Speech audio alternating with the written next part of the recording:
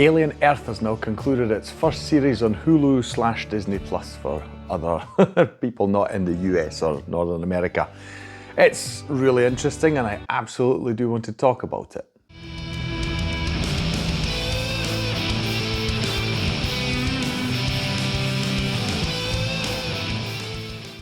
Hi, my name's Stu and welcome to another review video on Flying Wiener. So this is a TV show review in case you haven't heard of it. I mean, there's so many things going on nowadays, you know, in the film and TV sphere. It's very easy to miss stuff, right? I'm generally speaking a fan of the Alien franchise, so this really interested me once it was announced. I was a bit skeptical, but I've been watching it week for week and I must say it's an absolute blast. If you like the Alien franchise and the themes it explores, you will definitely want to watch this. It just makes me so happy that we live in an age where TV shows have got the production budgets and values of big film productions, really, because this looks amazing. You know, it's produced so well through and through in every aspect, you know, from music to lighting to actors, sets, even CG stuff, you know, really incredible, right? That's the shortest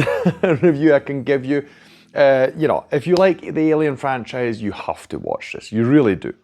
But don't want to get too far ahead of myself.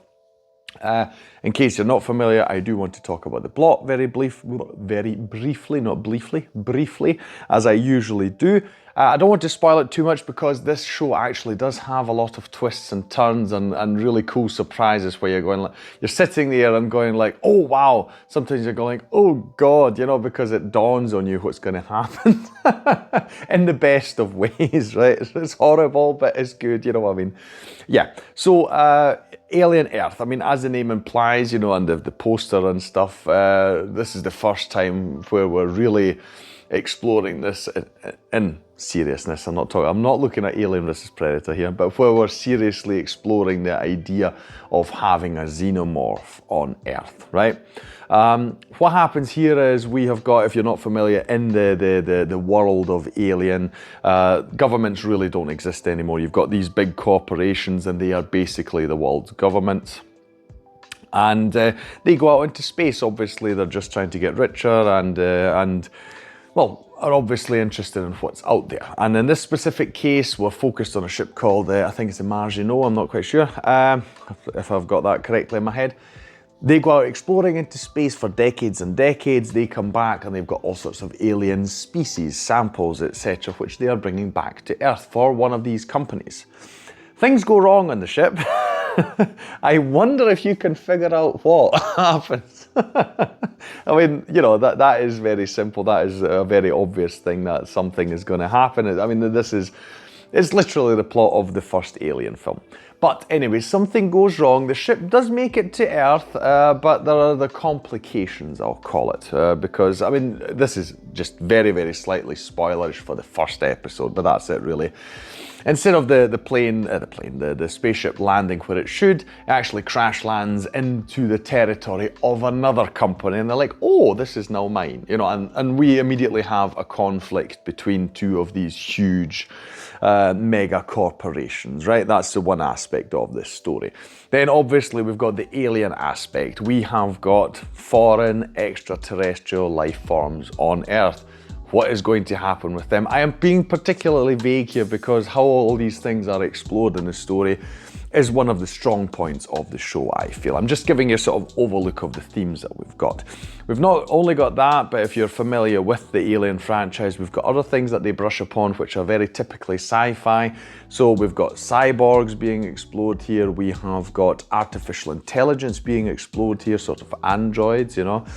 But we've also got other themes like sort of Blade Runner-esque, as in what does it mean to be human, right? I don't want to go too much into detail, but we have got people being, let's call it, changed, or the plane they exist on, or the body they exist in is changed. That's as far as I'll go with the explanation. I don't want to spoil it because that is also really interesting and creepy, and the more you think about it, the more your brain hurts because you're like, oh God, you know, the morals of the whole thing. Really good. So those are the themes, more or less, that we are exploring here, right? So we've got, it's very interesting actually that this is obviously released, I mean for me, because Hulu does not exist in Europe, or at least not in Austria, so it all comes through Disney Plus. And I find it quite funny that Disney Plus releases a show which is very, very highly critical of these big mega corporations, which Disney, I am assuming, one day wants to be, if you cannot already count it as such, you know. Anyway, I suppose, you know, at least I can say, okay, thanks for doing that, you know. maybe they weren't paying too much attention to what this show was about. No, but honestly, I think this is obviously a very, very current topic, because we are seeing this more and more, where these huge companies are really dictating to governments what is happening in the world. So this is a very scary thing to think about. We see it developing, and this I really like this theme being explored. I love all this stuff surrounding, I'll just say, alien. Again, being very vague here, because there's so much creepy things, so many things that really make your skin crawl in this show, in a good way, in a good way. So I mean, yes, if you're a bit squeamish, you shouldn't be watching this, but I'm guessing if you are squeamish, you're probably not a fan of the Alien franchise anyway. I love those aspects. I love all the which I mentioned, all the AI stuff and humans, and, you know, do the interface and all these kind of questions. Do we have a soul? Blah, blah, blah. All the Blade Runner-esque type stuff. There's a lot of it explored here, and I think it's brilliant. Just all throughout, I love all these themes that are explored here. As I already mentioned, the design work is great. The majority of this show actually takes place on an island. It's a sort of isolated area where this whole story takes place, more or less. But while that may, you know, be easy on the production values, you will still have all the interiors, and you have labs, and nothing in the show looks bad. The production values are high, the sets are amazing. You've got CGI, which, as far as I can tell, is also amazing, because it really creeps you out when some things happen, and that would not be the case if the CGI were bad. At the same time, they use practical effects for, like, for instance, the xenomorph, which is really cool, so that obviously helps. I'm a big supporter of that. When you can do it practical, then you should, you know, because CGI always has that risk of maybe not looking 100% realistic and accurate. The actors are wonderful throughout. You've got, particularly, again, I'm trying to be vague here, but you've got a group of actors who are, let's say, they have to pretend to be something that they're not, or they're stuck in the wrong body, I'll call it. And they do a phenomenal job, because you're sitting there going, wow, you know, they really immerse themselves in the character, in that situation, and it really helps to sell the story in various parts. So it's really cool. Really the only negative I have after having watched the first 8 episodes is that they have, I mean, it's really successful as far as I can tell. At least all the geekdom in the internet seems to be really up in arms, you know, in a good way about this show, which I fully support. But I've also seen a lot of people like the series does end on quite a bit of a, well, not exactly a cliffhanger, but it's like it feels a bit like an Avengers type MCU film or so. They're like, oh, we're setting up things for the future, you know, so there's a bit of dangerous kind of, I like what they are setting up, just to be clear. I like what they are exploring here. I like all this stuff, and I'm delighted that they're going to continue with further series.